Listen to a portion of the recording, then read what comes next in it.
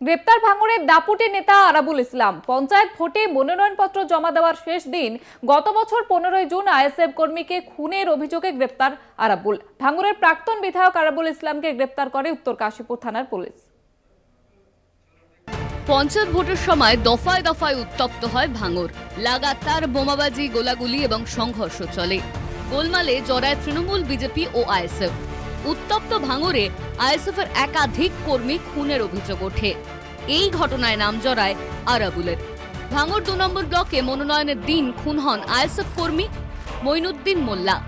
এই খুনের ঘটনাতেই বৃহস্পতিবার ভাঙড়ের প্রাক্তন বিধায়ক আরাবুল ইসলামকে গ্রেপ্তার করে উত্তর কাশীপুর থানার পুলিশ। তৃণমূল নেতার বিরুদ্ধে ভারতীয় দণ্ডবিধির 302, 147, 148, 149, 188, 332, 427, 435 ধারায় মামলা দায়ের করা হয়েছে। আরাবুলের ছেলের দাবি, খুনের সঙ্গে তার বাবার বা তৃণমূলের কোনো যোগই নেই। ওই দিন নমিনেশনের লাস্ট ডেট ছিল। ওই দিনে আমরা সবাই ওখানেই ছিলাম বিডিও অফিসের ভেতরে। যদি আমি জানি না এই ঘটনায় 1% আরাবুল ইসলাম বা আমাদের দলের নেতৃত্বদের কোনো এখানে যোগাযোগ কোনো কিছুই নেই। গ্রেপ্তারের পর লালবাজারে আনা হয় আরাবুলকে। এলাকায় যথেষ্ট প্রভাবশালী হিসেবেই পরিচিত তিনি। পঞ্চায়েত নির্বাচনের সময় আরাবুলের বিরুদ্ধে সরব হন ভাঙড়ের আইএসএফ বিধায়ক নওসাদ সিদ্দিকীও। আরাবুল ইসলামদের মতো যারা আছে তারা গণতন্ত্রকে হত্যা খেলায় মেতে ওঠে। আমাদের দ্বারাই আমাদের পার্টি কর্মীকে খুন করেছিল, সেজন্য আমাদের দ্বারাই কলকাতা হাইকোর্টে একটা কেস করেছিলাম। শুনলাম নাকি সেই কেসের ইনভেস্টিগেশন চলছিল। যদি আমরা সিবিআই ইনভেস্টিগেশন চেয়েছি, যদিও কোর্ট দেয়নি, তো কেসটা কোর্টে রান করছিল, খুব তাড়াতাড়ি কেসটা উঠতো। কোর্টকে কি জবাব দেবে সেই জন্য হয়তো অ্যারেস্ট করেছে আরাবুল ইসলাম সাহেবকে। আইএসএফ কর্মী মঈনুদ্দিনের মৃত্যুতে তার পরিবার কাশীপুর থানায় আরাবুল সহ 20 জনের বিরুদ্ধে লিখিত অভিযোগ দায়ের করে। সেই অভিযোগের ভিত্তিতেই গ্রেপ্তার আরাবুল ইসলাম।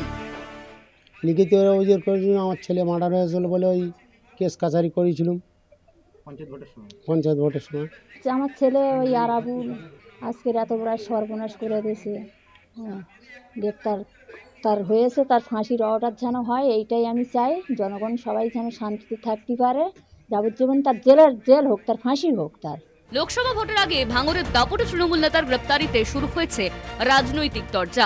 এখন অনেক নাটক দেখতে পাবেন, অনেক লোক গ্রেপ্তার হবে, অনেক ভেতরে যাবে, অনেকে বাইরে যাবে, অনেক কিছু অপেক্ষা করছে। সবে তো নাটকের শুরু। আগেও গ্রেপ্তার হয়েছে, দল থেকে এক্সপেল হয়েছে, তারপরে আবার ছাড়া পেয়েছে এবং আবার দলের নেতা হয়েছে। এটা কবে এরা গ্রেপ্তার হবেন আর কবে এরা ছাড়া পাবেন, এটা সবই তো দাদার ইচ্ছায় কাজ বা দিদির ইচ্ছায় কাজ, না বোঝার কোনো কারণ নেই।